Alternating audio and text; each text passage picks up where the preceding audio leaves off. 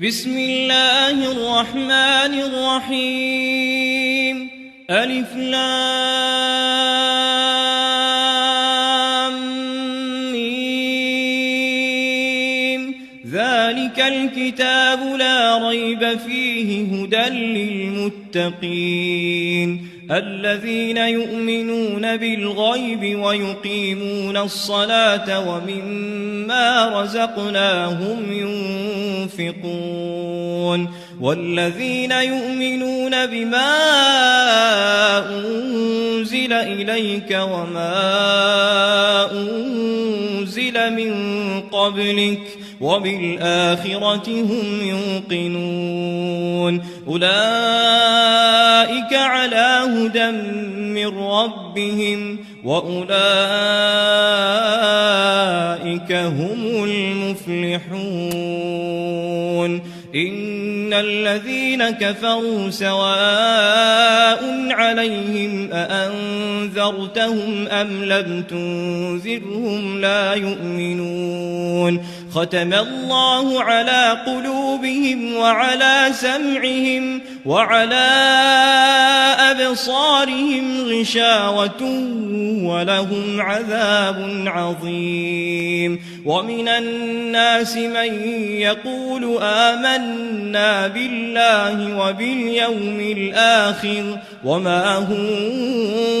بمؤمنين يخادعون الله والذين آمنوا وما يخدعون إلا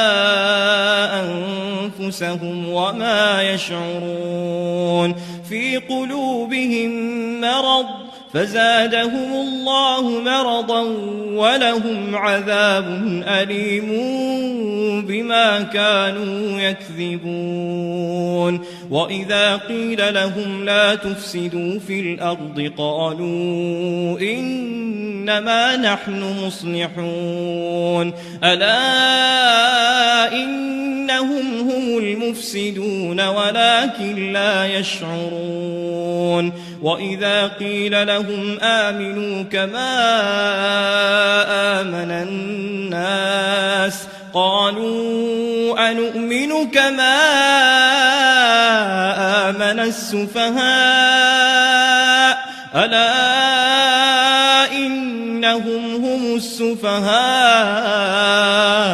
ولكن لا يعلمون وإذا لقوا الذين آمنوا قالوا آمنا وإذا خلوا إلى شياطينهم قالوا إنا معكم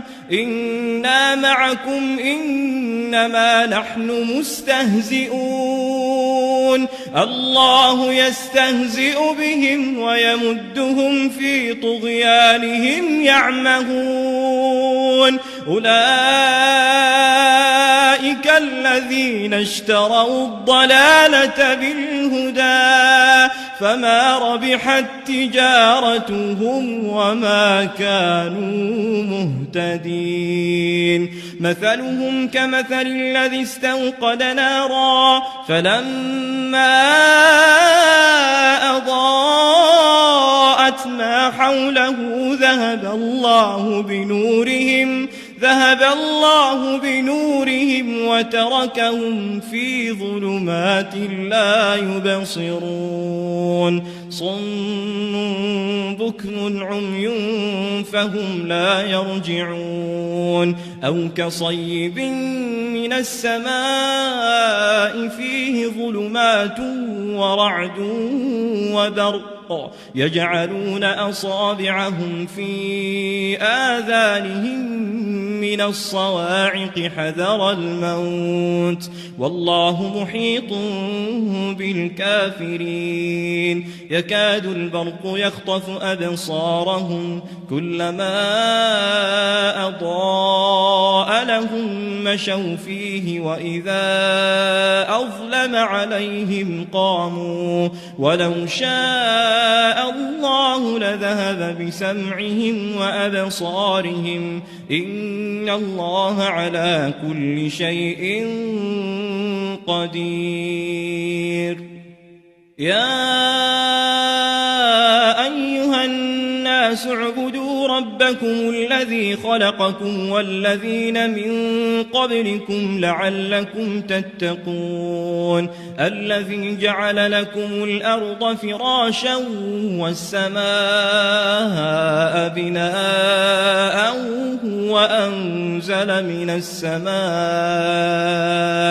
وأنزل من السماء ماء فأخرج به من الثمرات رزقا لكم فلا تجعلوا لله أندادا وأنتم تعلمون وإن كنتم في ريب مما نزلنا على عبدنا فأتوا بسورة من مثله وادعوا شهداءكم من دون الله إن كنتم صادقين فإن لم تفعلوا ولن تفعلوا فاتقوا النار التي وقودها الناس والحجارة أعدت للكافرين وبشر الذين آمنوا وعملوا الصالحات أن لهم جنات تجري من تحتها الأنهار كلما رزقوا منها من ثمرة رزقا قالوا هذا الذي رزقنا من قبل وأتوا به متشابها ولهم فيها أزواج مطهرة وهم فيها خالدون إن الله لا يستحيي أن يضرب مثلا ما بعوضة فما فوقها فأما الذين آمنوا فيعلمون أنه الحق من ربهم وأما الذين كفروا فيقولون ماذا أراد الله بهذا مثلا يضل به كثيرا ويهدي به كثيرا وما يضل به إلا الفاسقين الذين ينقضون عهد الله من بعد ميثاقه ويقطعون ما أمر الله به أن يوصل ويفسدون في الأرض أولئك هم الخاسرون كيف تكفرون بالله وكنتم أمواتا فأحياكم ثم يميتكم ثم يحييكم ثم إليه ترجعون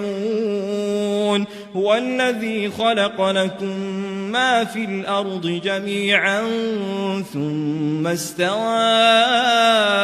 إلى السماء فسواهن 7 سماوات وهو بكل شيء عليم وإذ قال ربك للملائكة إني جاعل في الأرض خليفة قالوا أتجعل فيها من يفسد فيها ويسفك الدماء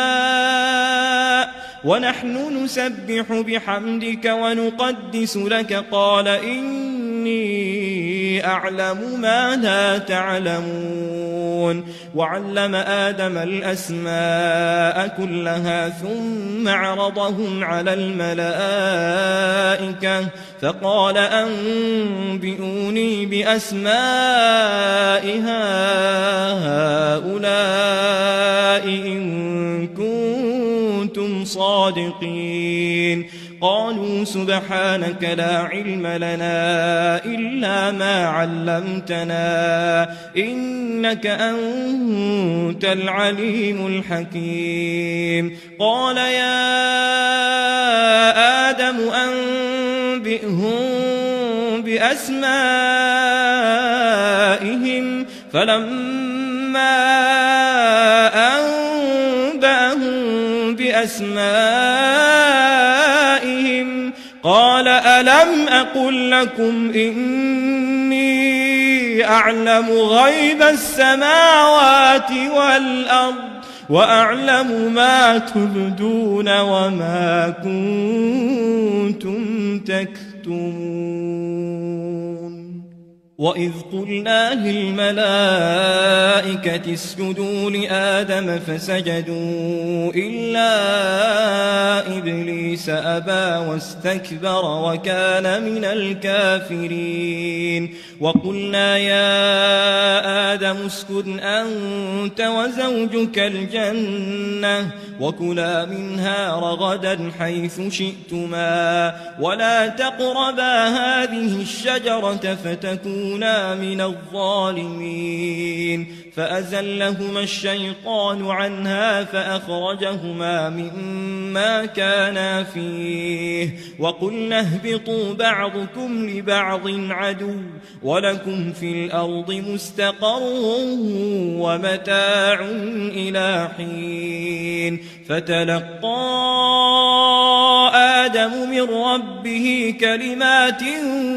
فتاب عليه إنه هو التواب الرحيم قلنا اهبطوا منها جميعا فإما يأتينكم مني هدى فمن تبع هداي فلا خوف عليهم ولا هم يحزنون والذين كفروا وكذبوا بآياتنا أولئك أصحاب النار هم فيها خالدون يا بني إسرائيل اذكروا نعمتي التي أنعمت عليكم وأوفوا بعهدي أوف بعهدكم وإياي فارهبون وآمنوا بما أنزلت مصدقا لما معكم ولا تكونوا أول كافر به ولا تشتروا بآياتي ثمنا قليلا وإياي فاتقون ولا تلبسوا الحق بالباطل وتكتموا الحق وأنتم تعلمون وأقيموا الصلاة وآتوا الزكاة واركعوا مع الراكعين أتأمرون الناس بالبر وتنسون أنفسكم وأنتم تتلون الكتاب أفلا تعقلون واستعينوا بالصبر والصلاة وإنها لكبيرة إلا على الخاشعين الذين يظنون أنهم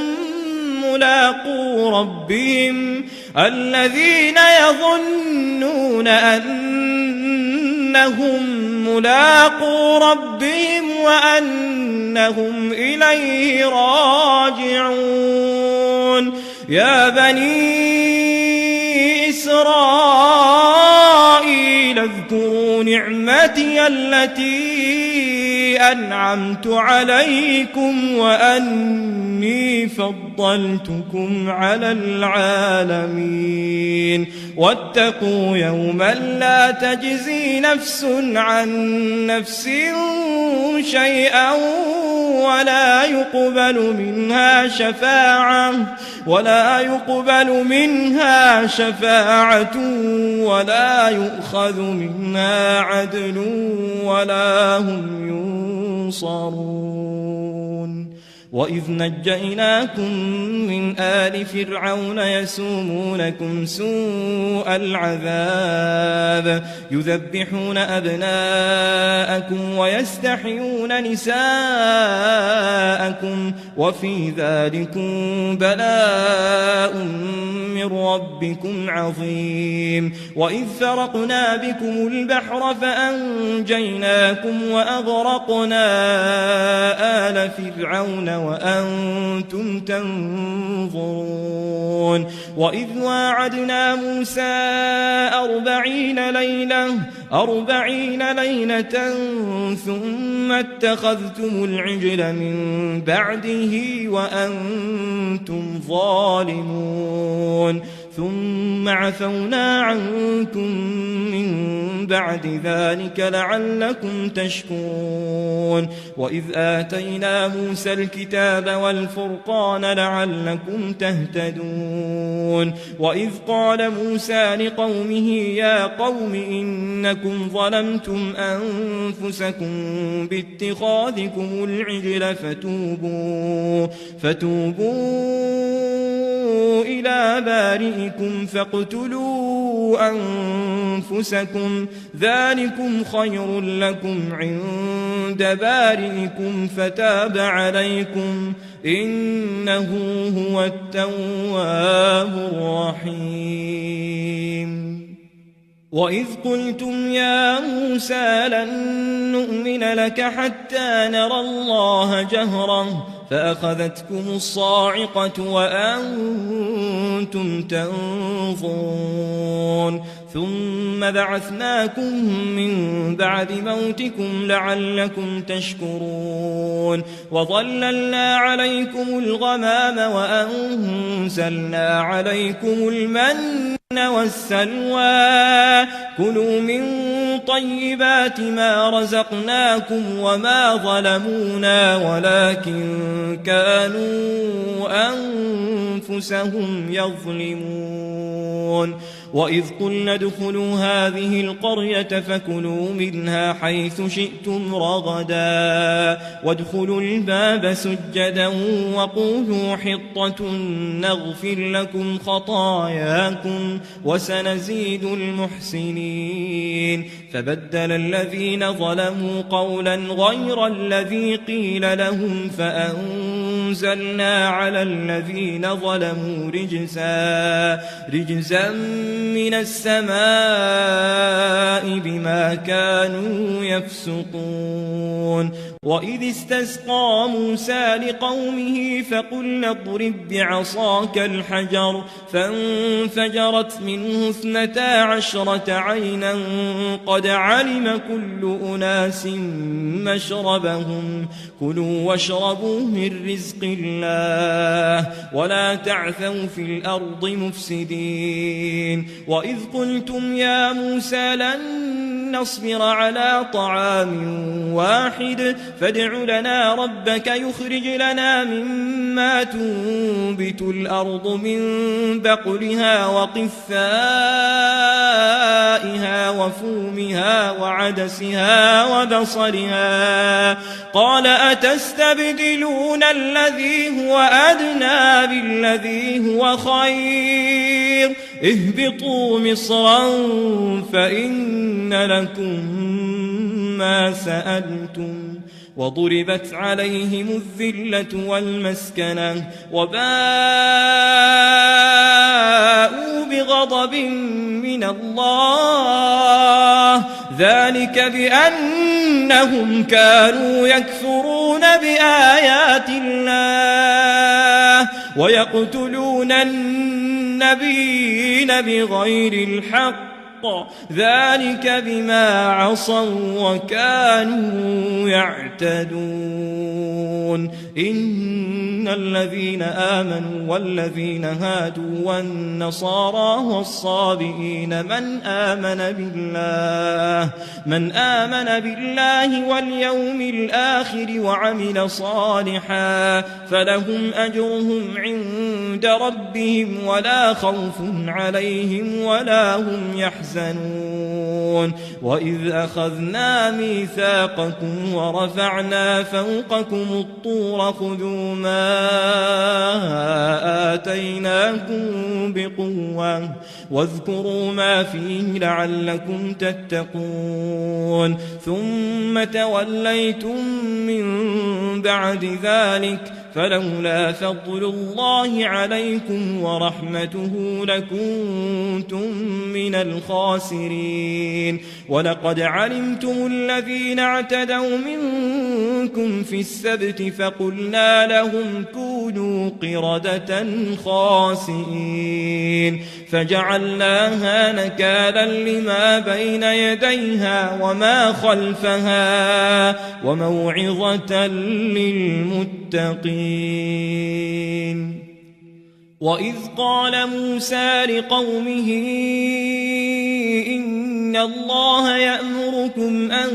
تذبحوا بقرة قالوا أتتخذنا هزوا قال أعوذ بالله أن أكون من الجاهلين قالوا ادع لنا ربك يبين لنا ما هي قال إنه يقول إنها بقرة لا فارض ولا بكر عوان بين ذلك فافعلوا ما تؤمرون قالوا ادع لنا ربك يبين لنا ما لونها قال إنه يقول إنها بقرة صفراء فاقع لونها تسر الناظرين قالوا ادع لنا ربك يبين لنا ما هي إن البقرة شابه علينا وإنا إن شاء الله لمهتدون قال إنه يقول إنها بقرة لا ذلول تثير الأرض ولا تسقي الحرث مسلمة لا شية فيها قالوا الآن جئت بالحق فذبحوها وما كادوا يفعلون وإذ قتلتم نفسا فادارأتم فيها والله مخرج ما كنتم تكتمون فقلنا اضربوه ببعضها كذلك يحيي الله الموتى ويريكم آياته لعلكم تعقلون ثم قست قلوبكم من بعد ذلك فهي كالحجارة أو أشد قسوة وإن من الحجارة لما يتفجر منه الأنهار وإن منها لما يشقق فيخرج منه الماء وإن منها لما يهبط من خشية الله وما الله بغافل عما تعملون أفتطمعون أن يؤمنوا لكم وقد كان فريق منهم يسمعون كلام الله ثم يحرفونه من بعد ما عقلوه وهم يعلمون وإذا لقوا الذين آمنوا قالوا آمنا وإذا خلا بعضهم إلى بعض قالوا أتحدثونهم بما فتح الله عليكم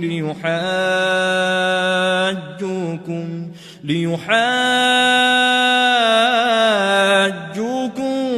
به عند ربكم أفلا تعقلون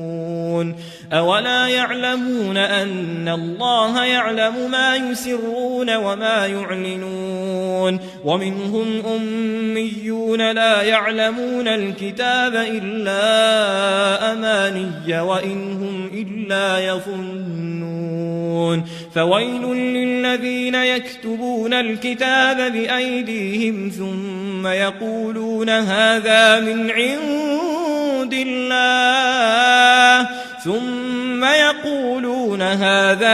عند الله ليشتروا به ثمنا قليلا فويل لهم مما كتبت أيديهم وويل لهم مما يكسبون وقالوا لن تمسنا النار إلا أياما معدودة قل أتخذتم عند الله عهدا فلن يخلف الله عهده أم تقولون على الله ما لا تعلمون بلى من كسب سيئة وأحاطت به خطيئته فأولئك أصحاب النار هم فيها خالدون والذين آمنوا وعملوا الصالحات أولئك أصحاب الجنة هم فيها خالدون وإذ أخذنا ميثاق بني إسرائيل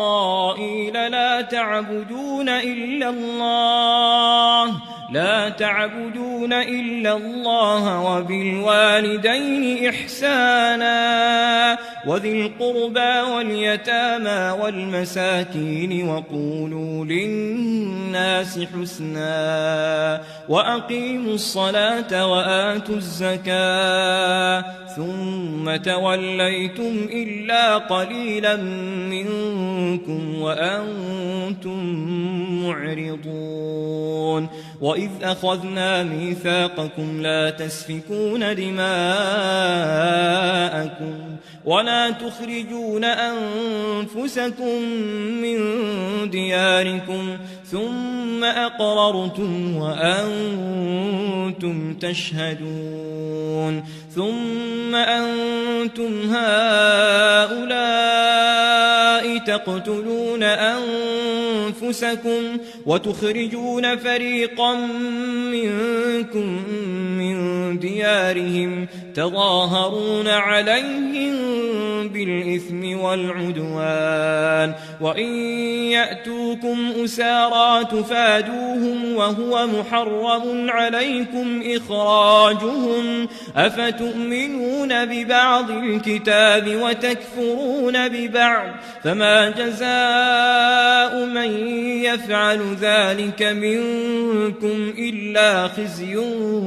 في الحياة الدنيا ويوم القيامة يردون إلى أشد العذاب وما الله بغافل عما تعملون أولئك الذين اشتروا الحياة الدنيا بالآخرة فلا يخفف عنهم العذاب ولا هم ينصرون ولقد آتينا موسى الكتاب وقفينا من بعده بالرسل وآتينا عيسى ابن مريم البينات وأيدناه بروح القدس أفكلما جاءكم رسول بما لا تهوى أنفسكم استكبرتم ففريقا كذبتم وفريقا تقتلون وقالوا قلوبنا غلف بل لعنهم الله بكفرهم فقليلا ما يؤمنون ولما جاءهم كتاب من عند الله مصدق لما معهم وكانوا من قبل يستفتحون على الذين كفروا فلما جاءهم ما عرفوا كفروا به فلعنة الله على الكافرين بئس ما اشتروا به أنفسهم أن يكفروا بما أنزل الله بغيا أن ينزل الله من فضله على من يشاء من عباده فباءوا بغضب على غضب وللكافرين عذاب مهين وإذا قيل لهم آمنوا بما أنزل الله قالوا نؤمن بما أنزل علينا ويكفرون بما وراءه وهو الحق مصدقا لما معهم قل فلم تقتلون أنبياء الله من قبل إن كنتم مؤمنين ولقد جاءكم موسى بالبينات ثم اتخذتم العجل من بعده وأنتم ظالمون وإذ أخذنا ميثاقكم ورفعنا فوقكم الطور خذوا ما آتيناكم بقوة واسمعوا قالوا سمعنا وعصينا وأشربوا في قلوبهم العجل بكفرهم قل بئس ما يأمركم به إيمانكم إن كنتم مؤمنين قل إن كانت لكم الدار الآخرة عند الله خالصة من دون الناس فتمنوا الموت إن كنتم صادقين ولن يتمنوه أبدا بما قدمت أيديهم والله عليم بالظالمين ولتجدنهم أحرص الناس على حياة ومن الذين أشركوا يود أحدهم لو يعمر 1000 سنة وما هو بمزحزحه من العذاب أن يعمر والله بصير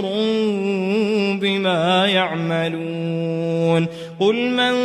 كان عدوا لجبريل فإنه نزله على قلبك بإذن الله مصدقا لما بين يديه وهدى وبشرى للمؤمنين من كان عدوا لله وملائكته ورسله وجبريل وميكال فإن الله عدو للكافرين ولقد أنزلنا إليك آيات بينات وما يكفر بها إلا الفاسقون أو كلما عاهدوا عهدا نبذه فريق منهم بل أكثرهم لا يؤمنون ولما جاءهم رسول من عند الله مصدق لما معهم نبذ فريق من الذين أوتوا الكتاب كتاب الله وراء ظهورهم كأنهم لا يعلمون واتبعوا ما تتلو الشياطين على ملك سليمان وما كفر سليمان ولكن الشياطين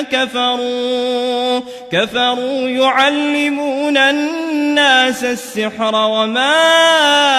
أنزل على الملكين ببابل هاروت وماروت وما يعلمان من أحد حتى يقولا إنما نحن فتنة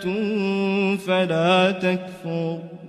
فيتعلمون منهما ما يفرقون به بين المرء وزوجه وما هم بضارين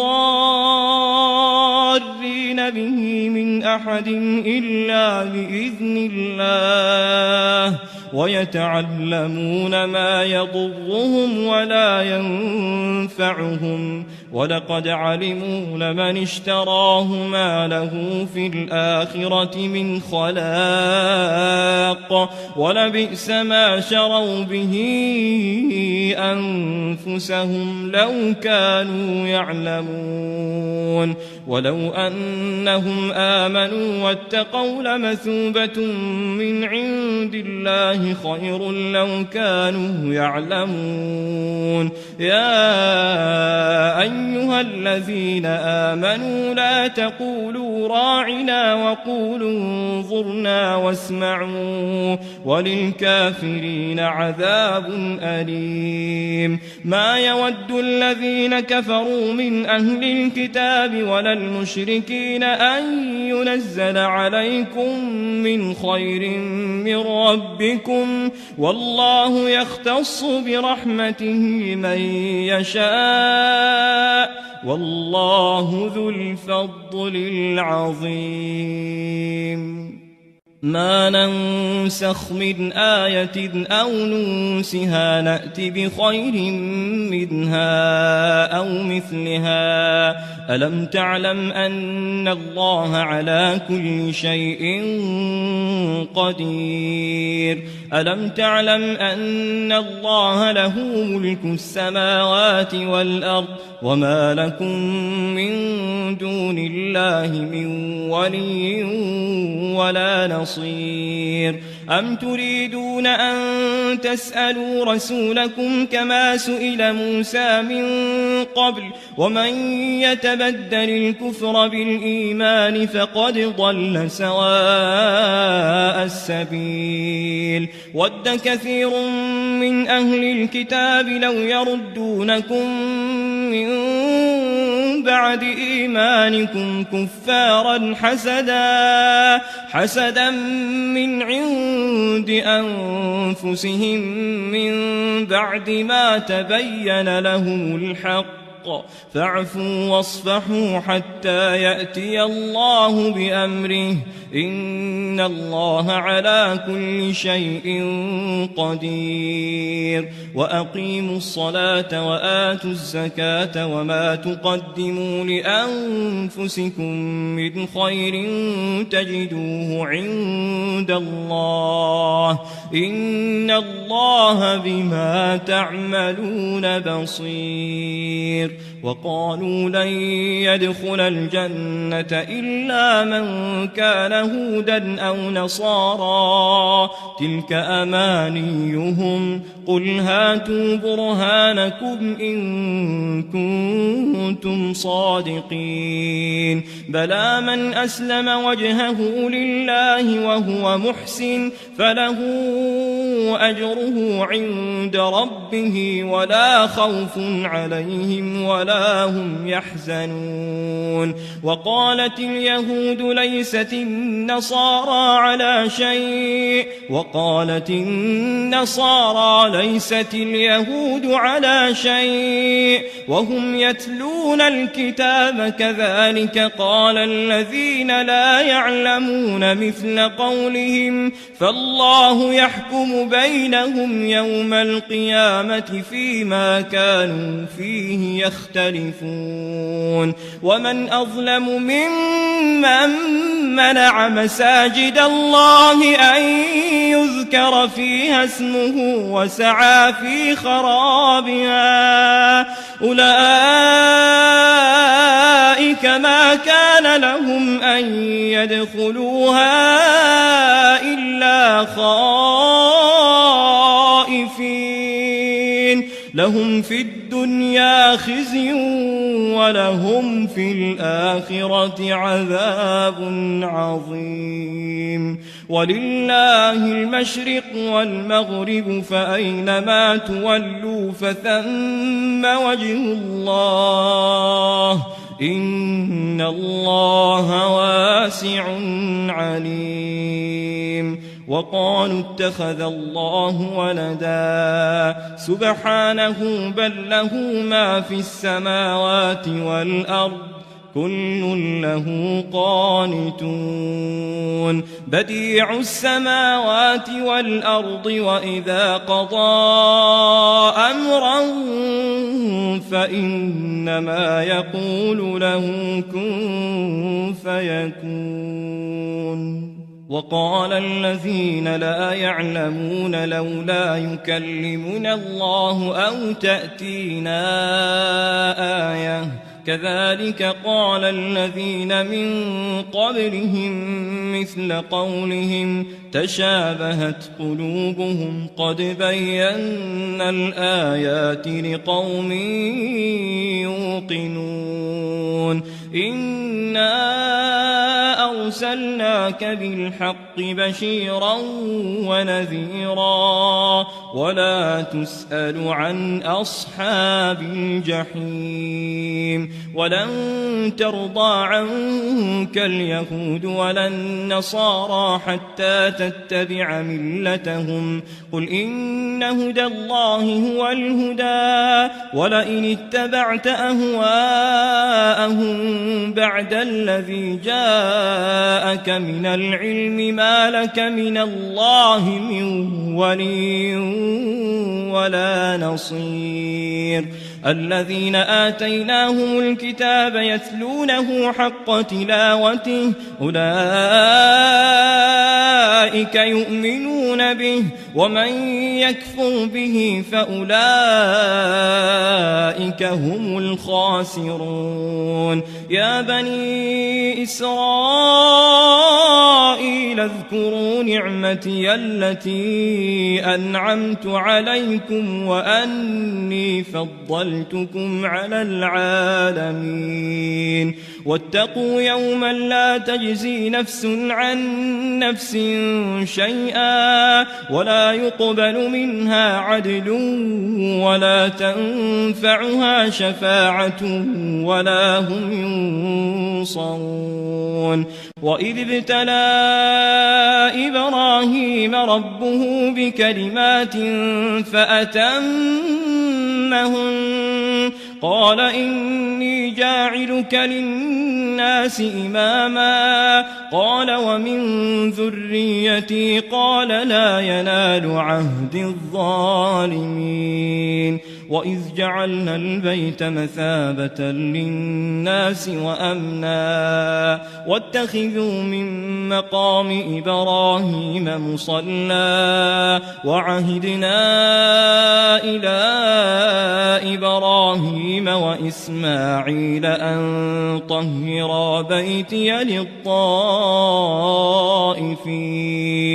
للطائفين والعاكفين والركع السجود وإذ قال إبراهيم رب اجعل هذا بلدا آمنا وارزق أهله من الثمرات من آمن منهم بالله واليوم الآخر قال ومن كفر فأمتعه قليلا ثم أضطره إلى عذاب النار وبئس المصير وإذ يرفع إبراهيم القواعد من البيت وإسماعيل ربنا تقبل منا إنك أنت السميع العليم ربنا وجعلنا مسلمين لك ومن ذريتنا أمة مسلمة لك وأرنا مناسكنا وتب علينا إنك أنت التواب الرحيم ربنا وابعث فيهم رسولا منهم يتلو عليهم آياتك ويعلمهم الكتاب والحكمة ويزكيهم إنك أنت العزيز الحكيم ومن يرغب عن ملة إبراهيم إلا من سفه نفسه ولقد اصطفيناه في الدنيا وإنه في الآخرة لمن الصالحين إذ قال له ربه أسلم قال أسلمت لرب العالمين ووصى بها إبراهيم بنيه ويعقوب يا بني إن الله اصطفى لكم الدين فلا تموتن إلا وأنتم مسلمون أم كنتم شهداء إذ حضر يعقوب الموت إذ قال لبنيه ما تعبدون من بعدي قالوا نعبد إلهك وإله آبائك إبراهيم وإسماعيل وإسحاق إلها واحدا ونحن له مسلمون تلك أمة قد خلت لها ما كسبت ولكم ما كسبتم ولا تسألون عما كانوا يعملون وقالوا كونوا هودا أو نصارى تهتدوا قل بل ملة إبراهيم حنيفا وما كان من المشركين قولوا آمنا بالله وما أنزل إلينا وما أنزل إلى إبراهيم وإسماعيل وإسحاق ويعقوب والأسباط وما أوتي موسى وعيسى وما أوتي النبيون من ربهم لا نفرق بين أحد منهم ونحن له مسلمون فإن آمنوا بمثل ما آمنتم به فقد اهتدوا وإن تولوا فإنما هم في شقاق فسيكفيكهم الله وهو السميع العليم صبغة الله ومن أحسن من الله صبغة ونحن له عابدون قل أتحاجوننا في الله وهو ربنا وربكم ولنا أعمالنا ولكم أعمالكم ونحن له مخلصون أم تقولون إن إبراهيم وإسماعيل وإسحاق ويعقوب والأسباط كانوا هودا أو نصارى قل أأنتم أعلم أم الله ومن أظلم ممن كتم شهادة عنده من الله وما الله بغافل عما تعملون تلك أمة قد خلت لها ما كسبت ولكم ما كسبتم ولا تسألون عما كانوا يعملون سيقول السفهاء من الناس ما ولاهم عن قبلتهم التي كانوا عليها قل لله المشرق والمغرب يهدي من يشاء إلى صراط مستقيم وكذلك جعلناكم أمة وسطا لتكونوا شهداء على الناس ويكون الرسول عليكم شهيدا وما جعلنا القبلة التي كنت عليها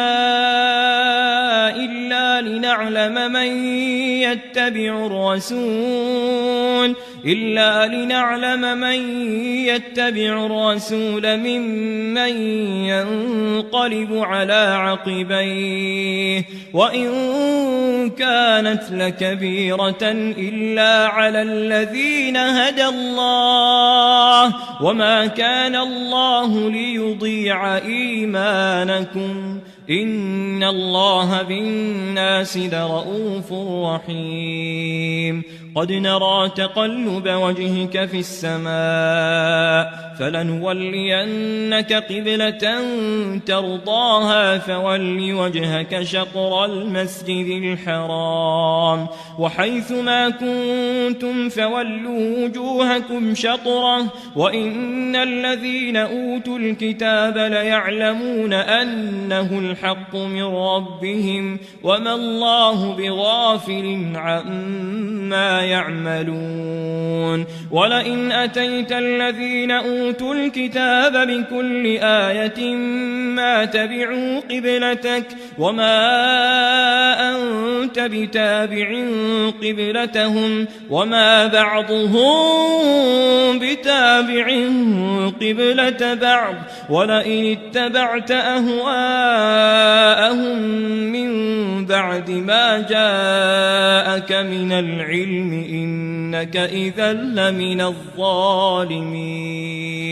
الذين آتيناهم الكتاب يعرفونه كما يعرفون أبناءهم وإن فريقا منهم ليكتمون الحق وهم يعلمون الحق من ربك فلا تكونن من الممترين ولكل وجهة هو موليها فاستبقوا الخيرات أينما تكونوا يأت بكم الله جميعا إن الله على كل شيء قدير ومن حيث خرجت فول وجهك شطر المسجد الحرام وإنه للحق من ربك وما الله بغافل عما تعملون ومن حيث خرجت فول وجهك شطر المسجد الحرام وحيث ما كنتم فولوا وجوهكم شطره لئلا يكون للناس عليكم حجة إلا الذين ظلموا منهم فلا تخشوهم واخشوني ولأتم نعمتي عليكم ولعلكم تهتدون كما أرسلنا فيكم رسولا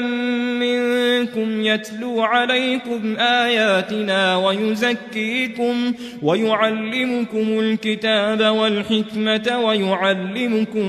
ما لم تكونوا تعلمون فاذكروني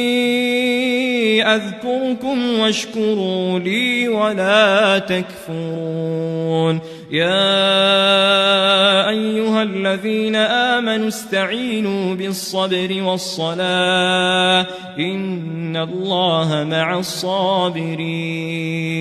ولا تقولوا لمن يقتل في سبيل الله أموات بل أحياء ولكن لا تشعرون ولنبلونكم بشيء من الخوف والجوع ونقص من الأموال والأنفس والثمرات وبشر الصابرين الذين إذا أصابتهم مصيبة قالوا إنا لله وإنا إليه راجعون أولئك عليهم صلوات من ربهم ورحمة وأولئك هم المهتدون إن الصفا والمروة من شعائر الله فمن حج البيت أو اعتمر فلا جناح عليه أن يطوف بهما ومن تطوع خيرا فإن الله شاكر عليم إن الذين يكتمون ما أنزلنا من البينات والهدى من بعد ما بيناه للناس في الكتاب أولئك يلعنهم الله ويلعنهم اللاعنون إلا الذين تابوا وأصلحوا وبينوا فأولئك أتوب عليهم وأنا التواب الرحيم إن الذين كفروا وماتوا وهم كفار أولئك عليهم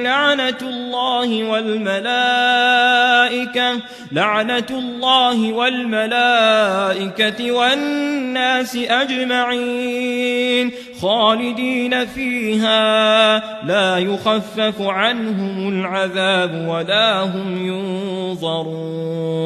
وإلهكم إله واحد لا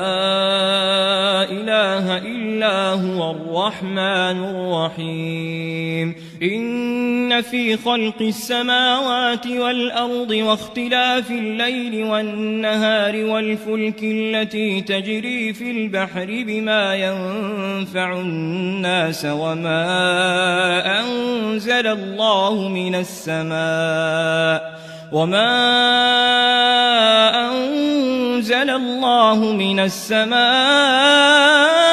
من ماء فأحيا به الأرض بعد موتها وبث فيها من كل دابة وتصريف الرياح والسحاب المسخر بين السماء والأرض لآيات لقوم يعقلون ومن الناس من يتخذ من دون الله أندادا يحبونهم كحب الله والذين آمنوا أشد حبا لله ولو يرى الذين ظلموا إذ يرون العذاب أن القوة لله جميعا وأن الله شديد العذاب إذ تبرأ الذين اتبعوا من الذين اتبعوا ورأوا العذاب وتقطعت بهم الأسباب وقال الذين اتبعوا لو أن لنا كرة فنتبرأ منهم كما تبرؤوا منا كذلك يريهم الله أعمالهم حسرات عليهم وما هم بخارجين من النار يا أيها الناس كلوا مما في الأرض حلالا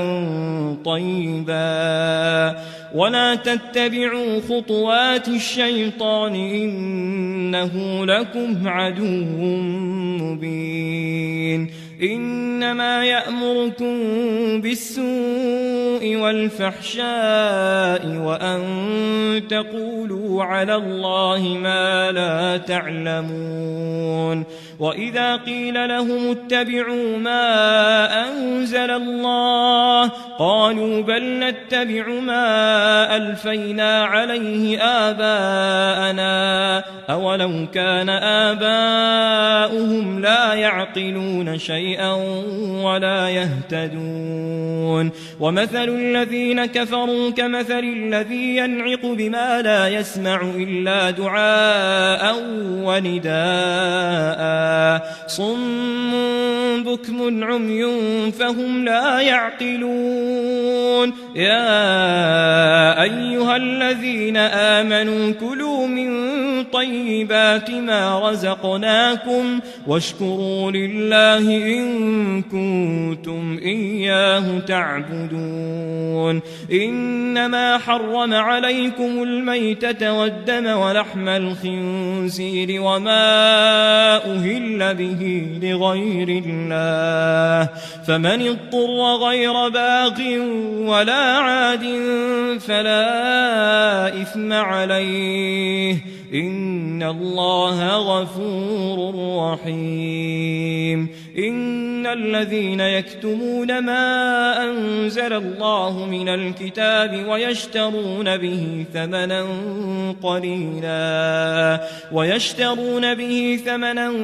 قليلا أولئك ما يأكلون في بطونهم إلا النار، ولا يكلمهم الله يوم القيامة ولا يزكيهم ولهم عذاب أليم. أولئك الذين اشتروا الضلالة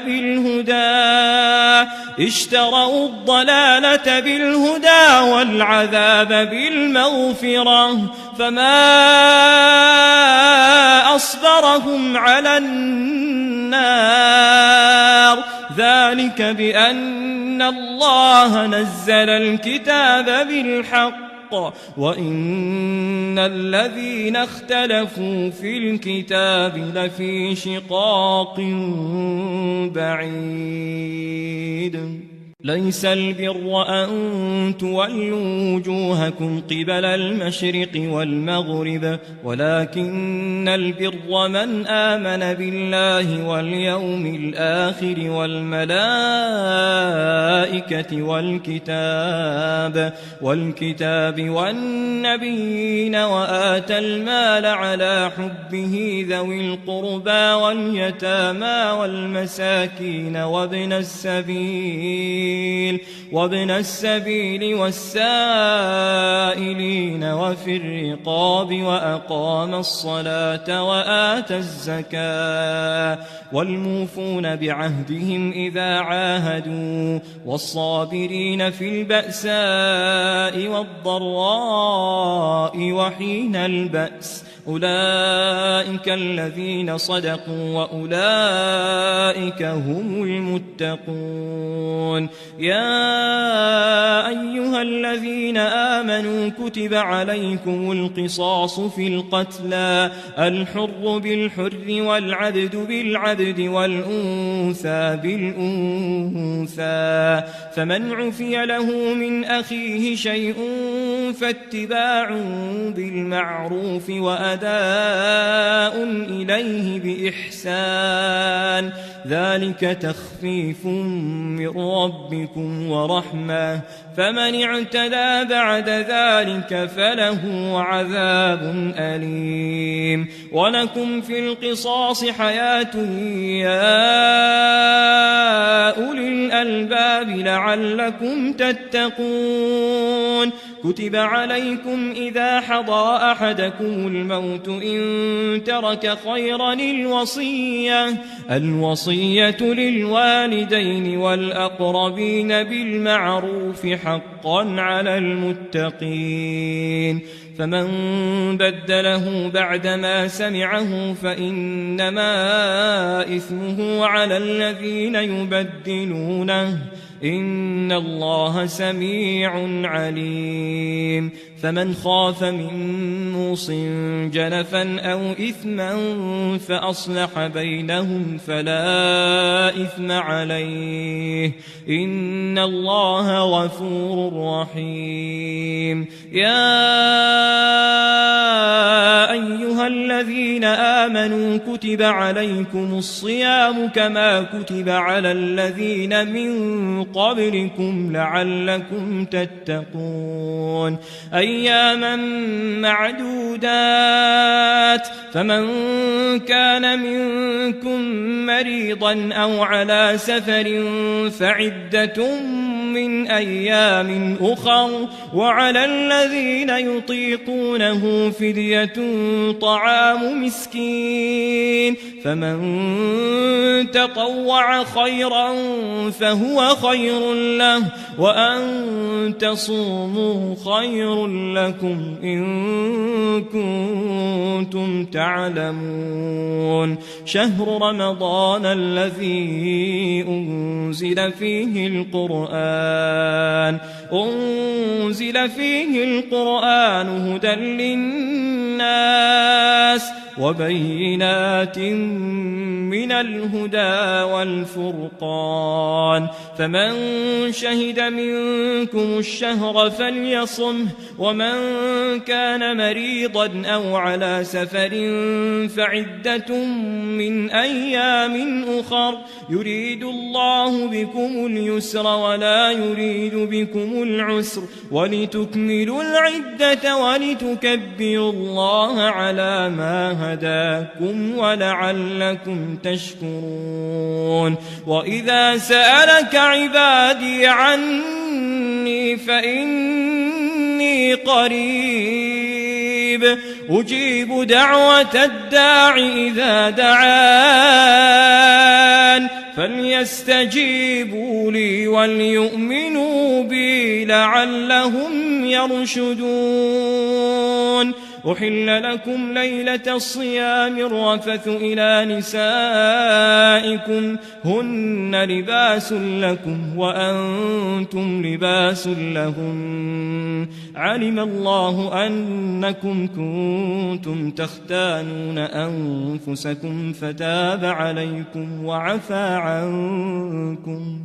فالآن باشروهن وابتغوا ما كتب الله لكم وكلوا واشربوا حتى يتبين لكم الخيط الأبيض من الخيط الأسود من الفجر ثم أتموا الصيام إلى الليل ولا تباشروهن وأنتم عاكفون في المساجد تلك حدود الله فلا تقربوها كذلك يبين الله آياته للناس لعلهم يتقون ولا تأكلوا أموالكم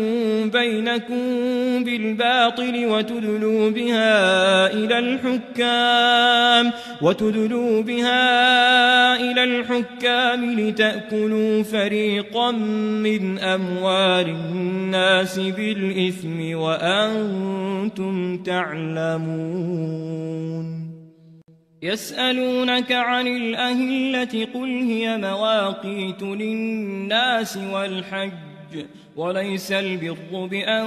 تأتوا البيوت من ظهورها ولكن البر من اتقى وأتوا البيوت من أبوابها واتقوا الله لعلكم تفلحون وقاتلوا في سبيل الله الذين يقاتلونكم ولا تعتدوا إن الله لا يحب المعتدين واقتلوهم حيث ثقفتموهم وأخرجوهم من حيث أخرجوكم والفتنة أشد من القتل ولا تقاتلوهم عند المسجد الحرام حتى يقاتلوكم فيه فإن قاتلوكم فاقتلوهم كذلك جزاء الكافرين فإن انتهوا فإن الله غفور رحيم وقاتلوهم حتى لا تكون فتنة ويكون الدين لله فإن انتهوا فلا عدوان إلا على الظالمين الشهر الحرام بالشهر الحرام والحرمات قصاص فمن اعتدى عليكم فاعتدوا عليه بمثل ما اعتدى عليكم واتقوا الله واعلموا أن الله مع المتقين وأنفقوا في سبيل الله ولا تلقوا بأيديكم إلى التهلكة وأحسنوا إن الله يحب المحسنين وأتموا الحج والعمرة لله فإن أحصرتم فما استيسر من الهدي ولا تحلقوا رؤوسكم حتى يبلغ الهدي محله فمن كان منكم مريضا أو به أذى من رأسه ففدية من صيام أو صدقة أو نسك فإذا أمنتم فمن تمتع بالعمرة إلى الحج فما استيسر من الهدي فمن لم يجد فصيام 3 أيام في الحج و7 إذا رجعتم تلك 10 كاملة ذلك لمن لم يكن أهله حاضر المسجد الحرام واتقوا الله واعلموا أن الله شديد العقاب الحج أشهر معلومات فمن فرض فيهن الحج فلا رفث ولا فسوق ولا جدال في الحج وما تفعلوا من خير يعلمه الله وتزودوا فإن خير الزاد التقوى واتقون يا أولي الألباب ليس عليكم جناح أن تبتغوا فضلا من ربكم فإذا أفضتم من عرفات فاذكروا الله عند المشعر الحرام واذكروه كما هداكم وإن كنتم من قبله لمن الضالين ثم أفيضوا من حيث أفاض الناس واستغفروا الله إن الله غفور رحيم فإذا قضيتم مناسككم فاذكروا الله كذكركم آباءكم أو أشد ذكرا فمن الناس من يقول ربنا آتنا في الدنيا وما له في الآخرة من خلاق ومنهم من يقول ربنا آتنا في الدنيا حسنة وفي الآخرة حسنة وقنا عذاب النار أولئك لهم نصيب مما كسبوا والله سريع الحساب واذكروا الله في أيام معدودات فمن تعجل في يومين فلا إثم عليه ومن تأخر فلا إثم عليه لمن اتقى واتقوا الله واعلموا أنكم إليه تحشرون ومن الناس من يعجبك قوله في الحياة الدنيا ويشهد الله على ما في قلبه وهو ألد الخصام وإذا تولى سعى في الأرض ليفسد فيها ويهلك الحرث والنسل والله لا يحب الفساد وإذا قيل له اتق الله أخذته العزة بالإثم فحسبه جهنم ولبئس المهاد ومن الناس من يشري نفسه ابتغاء مرضات الله والله رؤوف بالعباد يا أيها أيها الذين آمنوا ادخلوا في السلم كافة ولا تتبعوا خطوات الشيطان إنه لكم عدو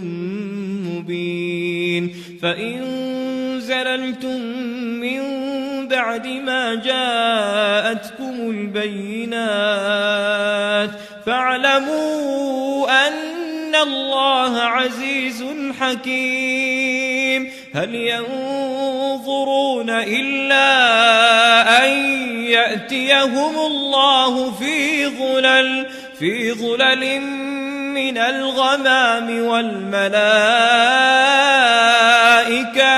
وقضي الأمر وإلى الله ترجع الأمور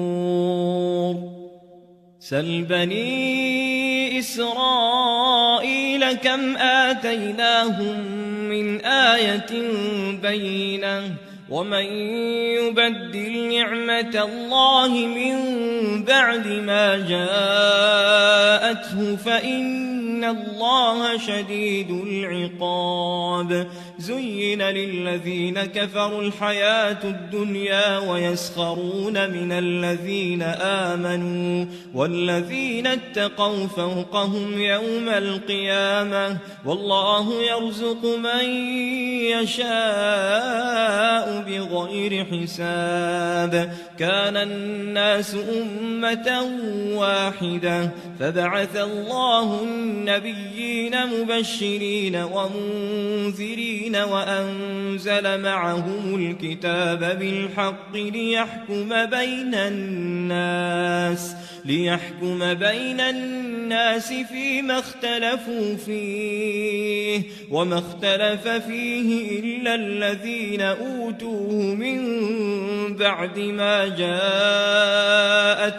البينات بغيا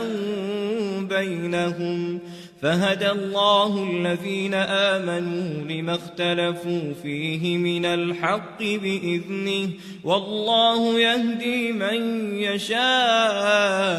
إلى صراط مستقيم أم حسبتم أن تدخلوا الجنة ولما يأتكم مثل الذين خلوا من قبلكم مستهم البأساء والضراء وزلزلوا حتى يقول الرسول والذين آمنوا معه متى نصر الله ألا إن نصر الله قريب يسألونك ماذا ينفقون قل ما أنفقتم من خير فللوالدين والأقربين واليتامى والمساكين وابن السبيل وما تفعلوا من خير فإن الله به عليم كتب عليكم القتال وهو كره لكم وعسى أن تكرهوا شيئا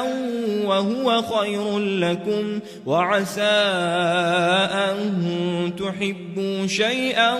وهو شر لكم والله يعلم وأنتم لا تعلمون يسألونك عن الشهر الحرام قتال فيه قل قتال فيه كبير وصد عن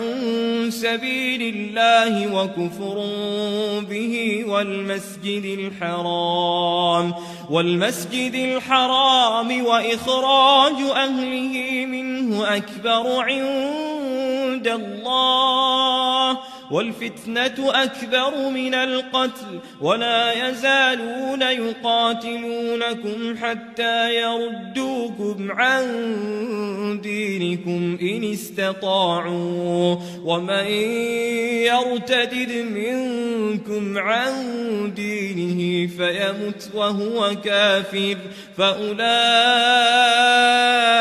حبطت أعمالهم في الدنيا والآخرة الآخرة وأولئك أصحاب النار هم فيها خالدون إن الذين آمنوا والذين هاجروا وجاهدوا في سبيل الله أولئك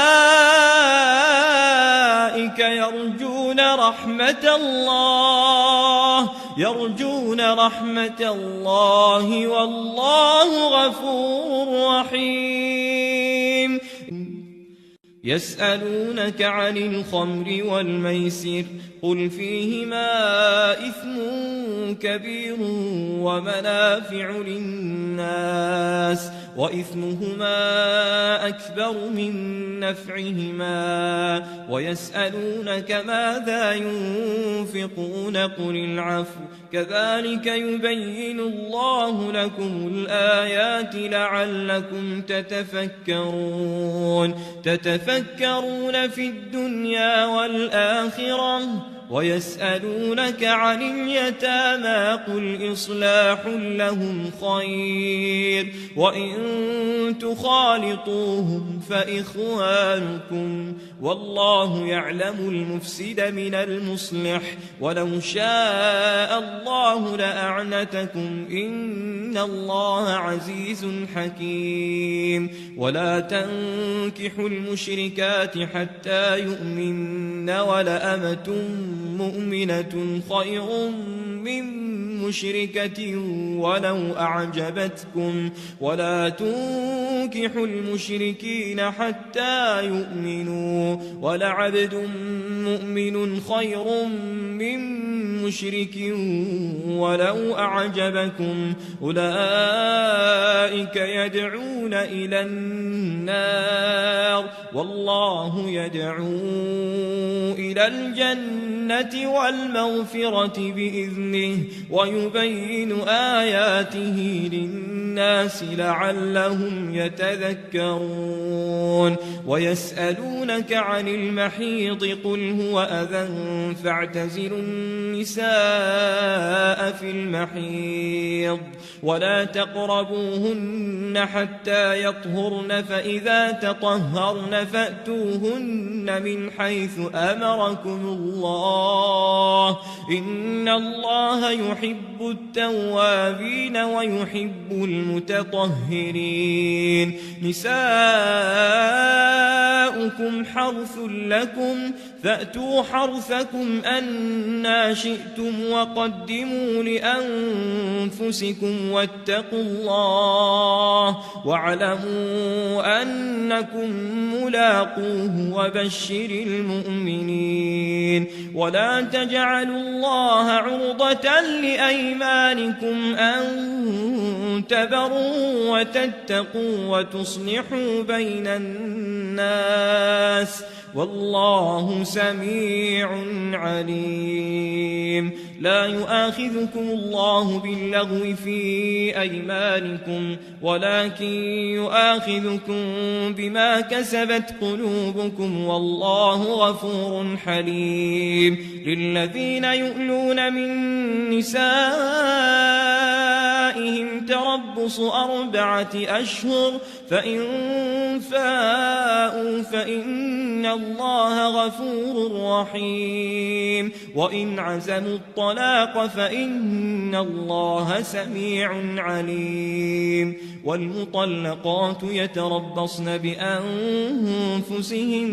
3 قروء ولا يحل لهن أن يكتمن ما خلق الله في أرحامهن إن كن يؤمن بالله واليوم الآخر وبعولتهن أحق بردهن في ذلك إن أرادوا إصلاحا ولهن مثل الذي عليهن بالمعروف وللرجال عليهن درجة والله عزيز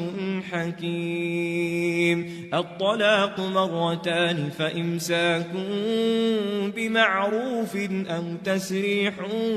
بإحسان. ولا يحل لكم أن تأخذوا مما آتيتموهن شيئا إلا أن يخافا ألا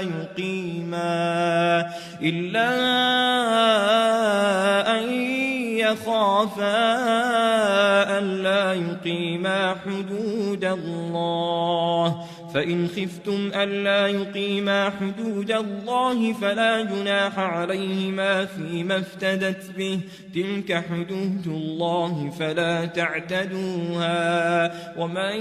يتعد حدود الله فأولئك هم الظالمون. فإن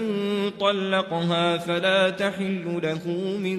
بعد حتى تنكح زوجا غيره، فإن طلقها فلا جناح عليهما أن يتراجعا إن ظنا أن يقيما حدود الله، وتلك حدود الله يبينها لقوم يعلمون. وإذا طلقتم النساء فبلغن أجلهن فأمسكوهن بمعروف أو سرحوهن بمعروف، ولا تمسكوهن ضرارا لتعتدوا، ومن يفعل ذلك فقد ظلم نفسه. ولا تتخذوا آيات الله هزوا، واذكروا نعمة الله عليكم وما أنزل عليكم من الكتاب والحكمة يعظكم به، واتقوا الله واعلموا أن الله بكل شيء عليم. وإذا طلقتم النساء فبلغن أجلهن فلا تعضلوهن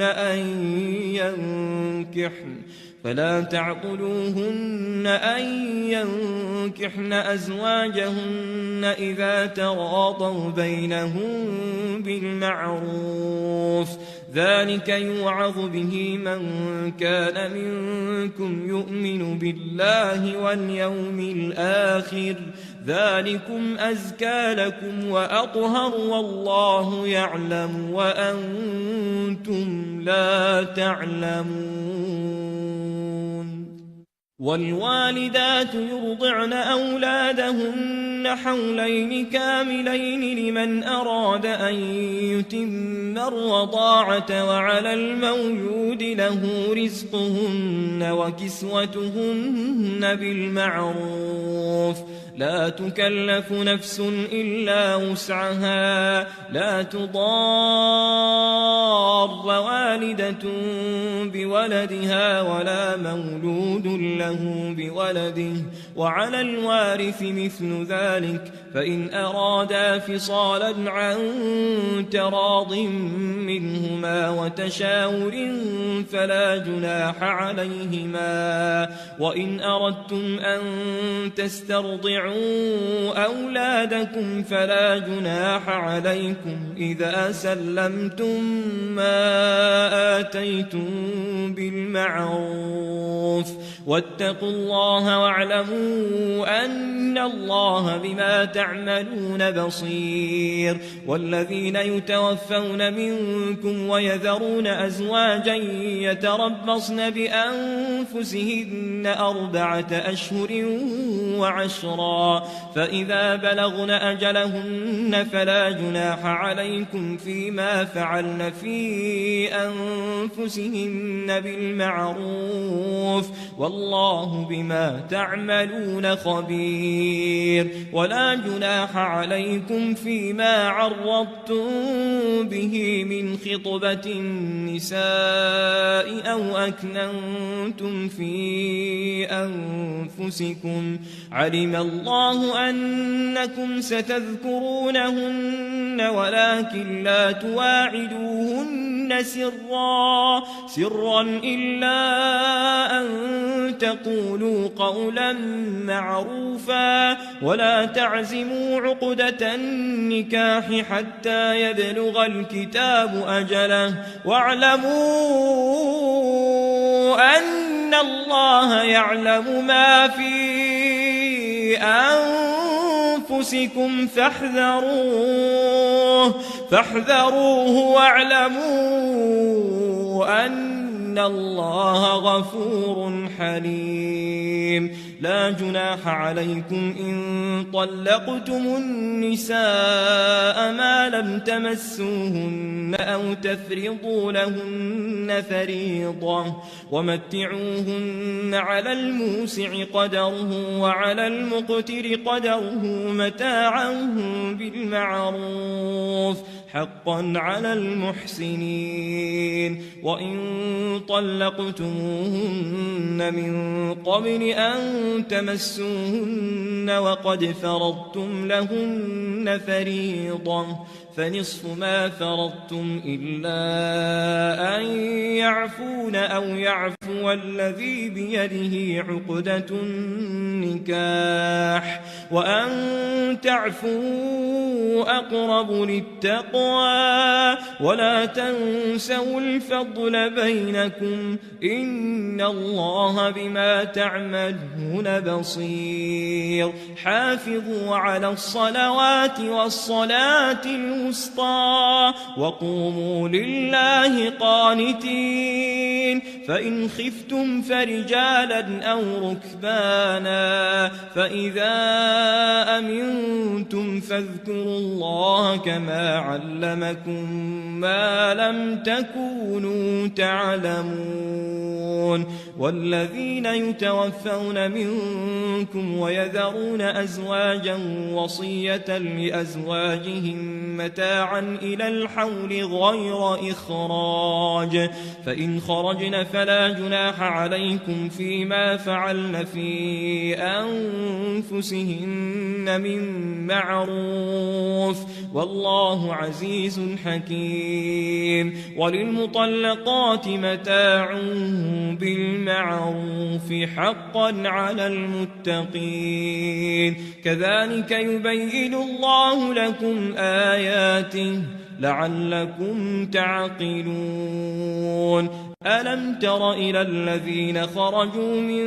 ديارهم وهم ألوف حذر الموت فقال لهم الله موتوا ثم أحياهم إن الله لذو فضل على الناس ولكن أكثر الناس لا يشكرون وقاتلوا في سبيل الله واعلموا أن الله سميع عليم من ذا الذي يقرض الله قرضا حسنا فيضاعفه له أضعافا كثيرة والله يقبض ويبسط وإليه ترجعون ألم تر إلى الملأ من بني إسرائيل من بعد موسى إذ قالوا لنبي له بعث لنا ملكا نقاتل في سبيل الله قال هل عسيتم إن كتب عليكم القتال ألا تقاتلوا قالوا وما لنا ألا نقاتل في سبيل الله وقد أخرجنا من ديارنا وأبنائنا فلما كتب عليهم القتال تولوا إلا قليلا منهم والله عليم بالظالمين. وقال لهم نبيهم إن الله قد بعث لكم طالوت ملكا قالوا أنى يكون له الملك علينا ونحن أحق بالملك منه ولم يؤت سعة من المال قال إن الله اصطفاه عليكم وزاده بسطة في العلم والجسم والله يؤتي ملكه من يشاء والله واسع عليم. وقال لهم نبيهم إن آية ملكه أن يأتيكم التابوت فيه سكينة من ربكم وبقية مما ترك آل موسى وآل هارون تحمله الملائكة إن في ذلك لآية لكم إن كنتم مؤمنين. فلما فصل طالوت بالجنود قال إن الله مبتليكم بنهر فمن شرب منه فليس مني ومن لم يطعمه فإنه مني إلا من اغترف غرفة بيده فشربوا منه إلا قليلا منهم فلما جاوزه هو والذين آمنوا معه قالوا لا طاقة لنا اليوم بجالوت وجنوده قال الذين يظنون أنهم ملاقو الله كم من فئة قليلة غلبت فئة كثيرة بإذن الله والله مع الصابرين. ولما برزوا لجالوت وجنوده قالوا ربنا أفرغ علينا صبرا وثبت أقدامنا وانصرنا على القوم الكافرين فهزموهم بإذن الله. وقتل داود جالوت وآتاه الله الملك والحكمة وعلمه مما يشاء ولولا دفع الله الناس بعضهم ببعض لفسدت الأرض ولكن الله ذو فضل على العالمين. تلك آيات الله نتلوها عليك بالحق وإنك لمن المرسلين. تلك الرسل فضلنا بعضهم على بعض منهم من كلم الله ورفع بعضهم درجات وآتينا عيسى ابن مريم البينات وأيدناه بروح القدس ولو شاء الله ما اقتتل الذين من بعدهم من بعد ما جاءتهم البينات ولكن اختلفوا فمنهم من آمن ومنهم من كفر ولو شاء الله ما اقتتلوا ولكن الله يفعل ما يريد. يا أيها الذين آمنوا أنفقوا مما رزقناكم من قبل أن يأتي يوم لا بيع فيه ولا خلة ولا شفاعة والكافرون هم الظالمون. الله لا إله إلا هو الحي القيوم لا تأخذه سنة ولا نوم له ما في السماوات وما في الأرض من ذا الذي يشفع عنده إلا بإذنه يعلم ما بين أيديهم وما خلفهم ولا يحيطون بشيء من علمه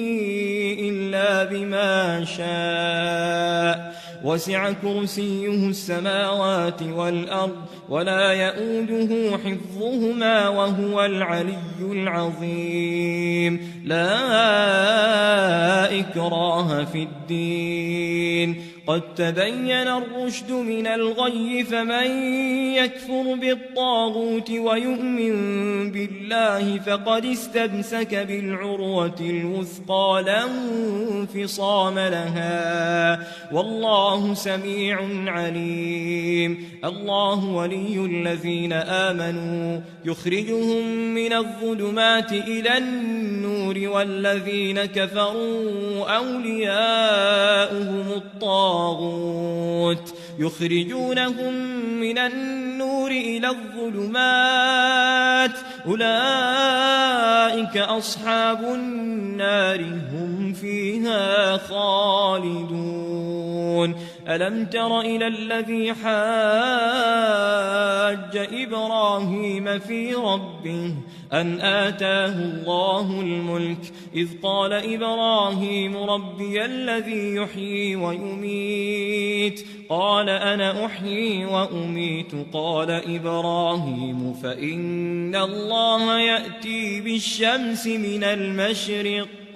فأت بها من المغرب فبهت الذي كفر والله لا يهدي القوم الظالمين أو كالذي مر على قرية وهي خاوية على عروشها قال أنى يحيي هذه الله بعد موتها فأماته الله 100 عام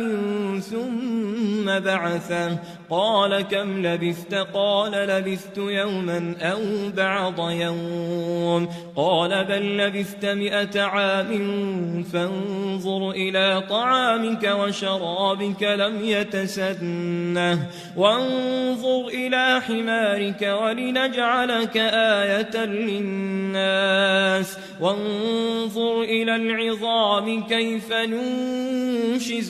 ثم نكسوها لحما فلما تبين له قال أعلم أن الله على كل شيء قدير وإذ قال إبراهيم رب أرني كيف تحيي الموتى قال أولم تؤمن قال بلى ولكن ليطمئن قلبي قال فخذ 4 من الطير فصرهن إليك ثم اجعل على كل جبل منهن جزءا ثم ادعهن يأتينك سعيا واعلم أن الله عزيز حكيم مثل الذين ينفقون أموالهم في سبيل الله كمثل حبة أنبتت 7 سنابل في كل سنبلة 100 حبة والله يضاعف لمن يشاء والله واسع عليم الذين ينفقون أموالهم في سبيل الله ثم لا يتبعون ما أنفقوا منا ولا أذى لهم أجرهم عند ربهم ولا خوف عليهم ولا هم يحزنون قول معروف ومغفرة خير من صدقة يتبعها أذى والله غني حليم. يا أيها الذين آمنوا لا تبطلوا صدقاتكم بالمن والأذى كالذي ينفق ماله رئاء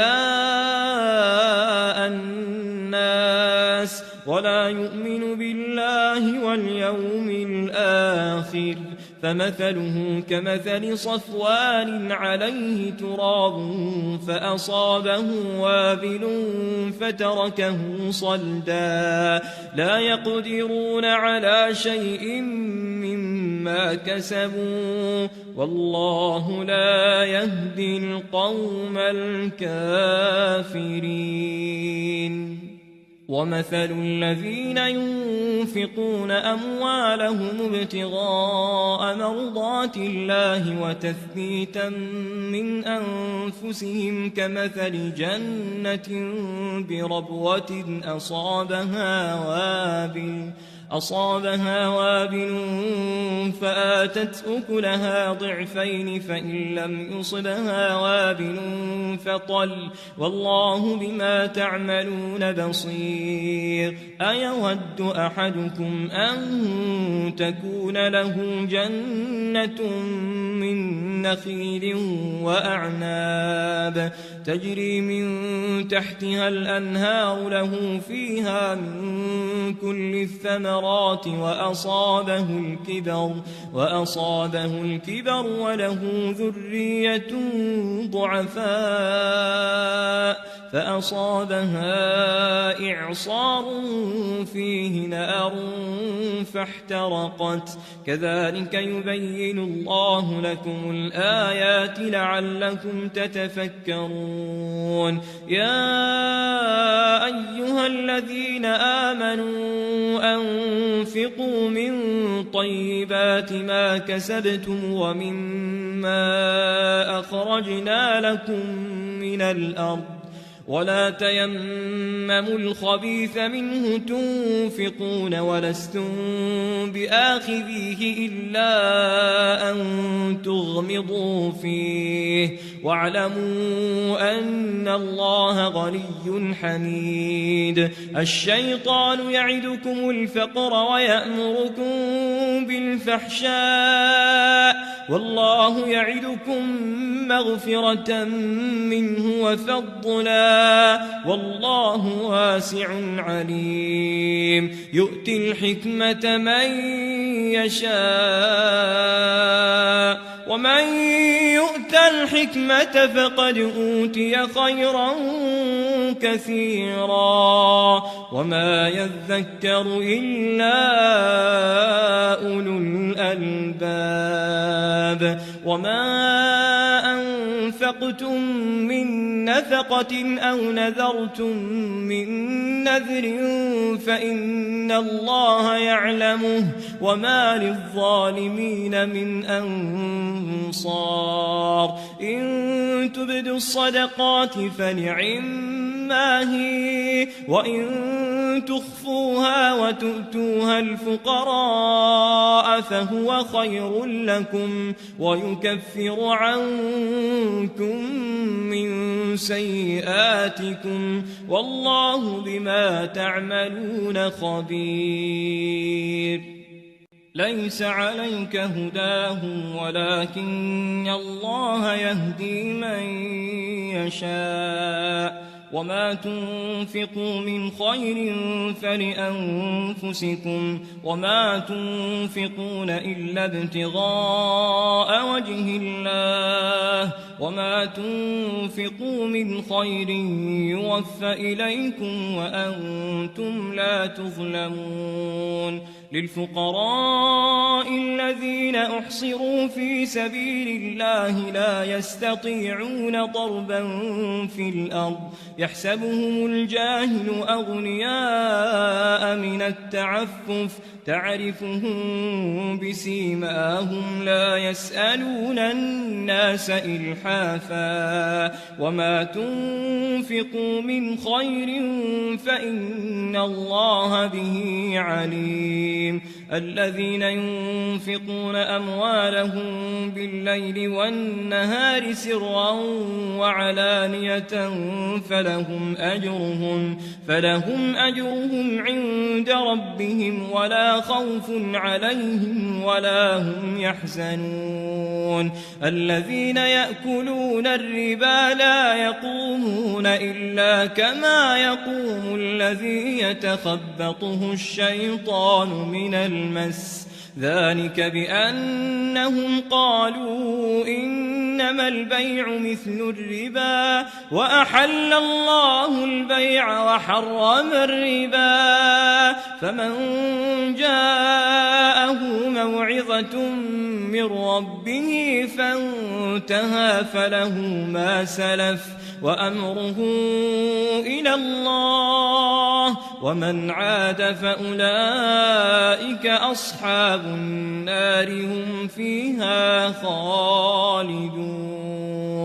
يمحق الله الربا ويربي الصدقات والله لا يحب كل كفار أثيم إن الذين آمنوا وعملوا الصالحات وأقاموا الصلاة وآتوا الزكاة لهم أجرهم عند ربهم ولا خوف عليهم ولا هم يحزنون يا أيها الذين آمنوا اتقوا الله وذروا ما بقي من الربا إن كنتم مؤمنين فإن لم تفعلوا فأذنوا بحرب من الله ورسوله وإن تبتم فلكم رؤوس أموالكم لا تظلمون ولا تظلمون وإن كان ذو عسرة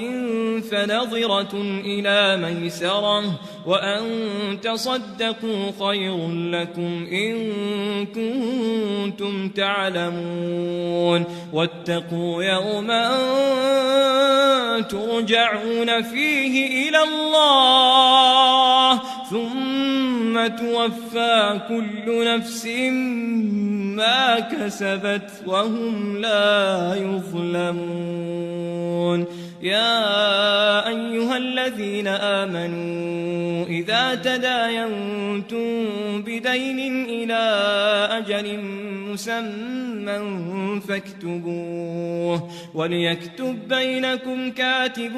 بالعدل ولا يأب كاتب أن يكتب كما علمه الله فليكتب وليملل الذي عليه الحق وليتق الله ربه ولا يبخس منه شيئا فإن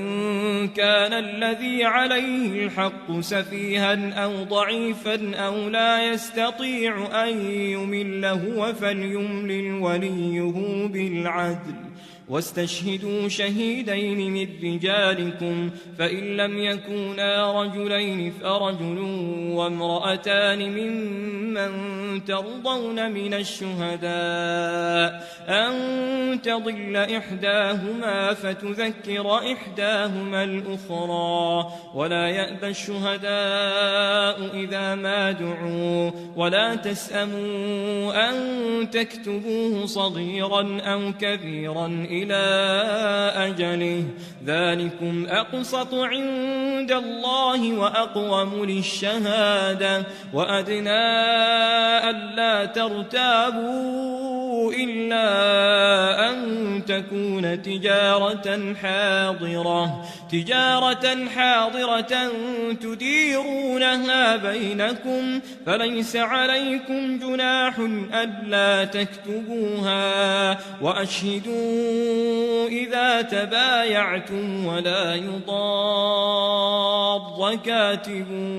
ولا شهيد وإن تفعلوا فإنه فسوق بكم واتقوا الله ويعلمكم الله والله بكل شيء عليم وإن كنتم على سفر ولم تجدوا كاتبا فرهان مقبوضة فإن أمن بعضكم بعضا فليؤدي الذي اؤتمن أمانته وليتق الله ربه ولا تكتموا الشهادة ومن يكتمها فإنه آثم قلبه والله بما تعملون عليم لله ما في السماوات وما في الأرض وإن تبدوا ما في أنفسكم أو تخفوه يحاسبكم به الله فيغفر لمن يشاء ويعذب من يشاء والله على كل شيء قدير آمن الرسول بما أنزل إليه من ربه والمؤمنون كل آمن بالله وملائكته وكتبه ورسله لا نفرق بين أحد من رسله وقالوا سمعنا وأطعنا غفرانك ربنا وإليك المصير لا يكلف الله نفسا إلا وسعها لها ما كسبت وعليها ما اكتسبت ربنا لا تؤاخذنا إن نسينا أو أخطأنا ربنا ولا تحمل علينا إصرا كما حملته على الذين من قبلنا ربنا ولا تحملنا ما لا طاقة لنا به واعف عنا واغفر لنا وارحمنا أنت مولانا فانصرنا على القوم الكافرين